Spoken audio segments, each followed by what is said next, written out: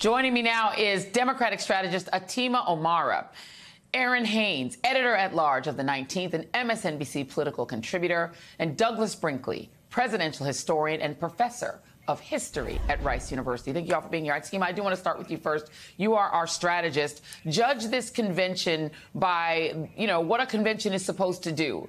Build momentum for the fall campaign, introduce the candidate to the country, and create momentum toward the finish. Judge the campaign from a strategic point of view, or judge the convention, please, from a strategic point of view. Yes, A++. I have been to 4 conventions as a Democratic Party leader. I work on campaigns, and this is the best show by far that I've seen in this sort of last several conventions. And everything was just flawless. It had the enthusiasm, it had the energy, it really established her story. It really set who she was not only as a prosecutor and a professional, but who she was as a stepmom, an auntie, what her values were, what she was going to stand on as a presidential candidate. All of that was there throughout the entire week. And honestly, hats off to the convention team, because none of this convention programming existed about a month ago. They had to swap everything out to be a convention in her image and Waltz's image as well. And they really, really knocked it out of the park, 1,000%. This convention captured the joy. That's the word. That's the word of the week, and bringing back the joy, as Waltz said, coming out. And this definitely, all of that was reflected here. And just on a personal note, being able to actually see a fellow eldest daughter of immigrants accept the nomination for president, I've been in politics for about 20-some odd years now, and people still get my name wrong. That was an entirely relatable moment. Right? So the magic of Kamala Harris. Yes, listen, it was for me, the magic of Kamala Harris is that she manages to be amazingly excellent while also being, as you were saying earlier, funny and relatable. And that was such an emotional moment for me last night. Well, listen, as my father was African, my maiden name was Lomena, Lomena. It was, people still couldn't pronounce that, and it literally is spelled the way it sounds. It sounds the way it's spelled. So same. I overstand. I had 2 immigrant parents. It's a whole. I overstand. Let's just leave it there. Douglas Brinkley. Douglas Brinkley, I did see you there. It's good to see you again in Chicago. I did run into you on the floor. So judge it from an historical point of view, because, measured against what other conventions accomplished, how would you rate it? A spectacular success. There's no way else to put it. I mean, the city of Chicago did a great job hosting it.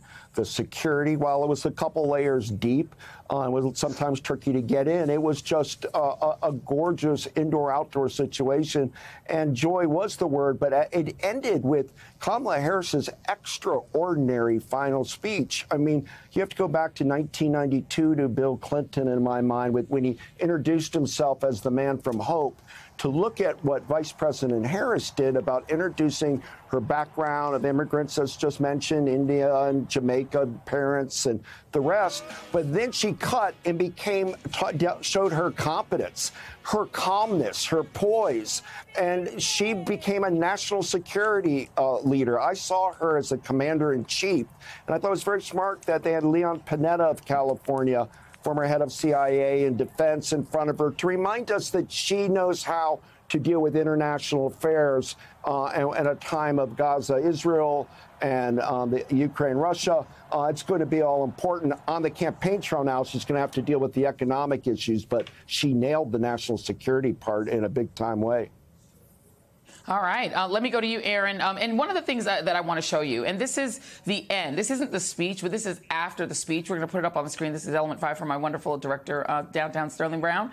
and it is the family, Vice President Kamala Harris and her family after the speech. It was pretty, oh, well, this is actually the ratings first. 28.9 million people watched the speech. That is 500,000 more than watched Donald Trump's closing night. So she beat him in the ratings. I know that's going to bother him. But now let's take a look at these stills of the family after the speech. Because, Aaron, I think this was something really quite poignant.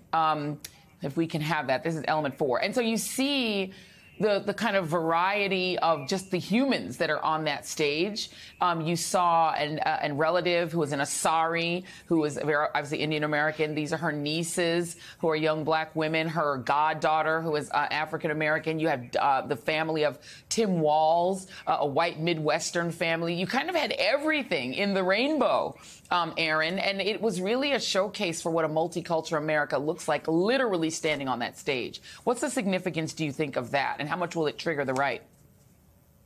Yeah, absolutely. And don't forget the second gentleman, Doug Emhoff, because, you know, Vice President Harris was accepting the nomination on the couple's 10th wedding anniversary. Their blended family was also in the spotlight last night. I mean, even his ex-wife was in the audience, you know, and cheering on this candidacy, this presidency, this couple that could be the next couple that goes into the White House. Look, I think it does matter. You had identity and representation front and center all week during this convention, and not just on the stage, but also in the audience. You saw so many people's identities feeling represented, resonated, whether we're talking about the LGBTQ plus community, the disability community. I mean, think about Governor Walz's family, his son Gus, and that touching moment that we saw earlier in the week with him, what that representation is going to mean for so many families. People talking about their fertility journey, it's survivors of gun violence, survivors of the consequences of the Dobbs decision. So many different people's identities represented this week, and you saw that in the culmination of just that spectrum of, you know, and what really is an American story that we saw on stage happening last night. Yeah, and also the Harrises Kamala Harris and Doug Emhoff are a multi-religious family. He is Jewish, she is Christian, but also her mom was Hindu, so she celebrates both. So they celebrate all the holidays, like every holiday imaginable. They celebrate them all. I want to play Michelle Obama. One more thing that she said that seemed to really echo through the entire convention. Here's Michelle Obama. It's up to us to remember what Kamala's mother told her. Don't just sit around and complain. Do something. So if they lie about her, and they will, we've got to do something. We're now so fired up. We can't wait to leave here and do something. So in the words of Michelle Obama, do something. Go vote. Be active. Let's show out in November like never before. Atima, what is that something that they need to do going forward till early voting starts in September? Do something, organize your community, talk to your neighbors, text bank, door knock, voter registrate, get people to the polls. You know, the one thing that was amazing about all of these calls that started after Win with Black Women, from white dudes for Harris, South Asians for Harris, is the community organizing really on sort of a granular level. Like, take your people to the polls, talk to it's really the heart of organizing. Talk to the people the way that, you know that would reach them, right? And, you know, for so long, Black women have sort of modeled this example, like set by, you know, Win with Black Women and Jate Getty's work there. And so we're saying, do the same in your communities. White dudes talk to white dudes. White women talk to white women. It's going to take all of us collectively rowing and pulling our communities together to make this happen. And that's really the do something here. Yeah. And we just were looking as you were speaking, Atima, at all of those American flags. One of the things they definitely did last night was they took back this idea of patriotism in the flag and made it not something that's right wing, but something that's fully American. All right, Atima, Aaron, and Douglas are sticking with us.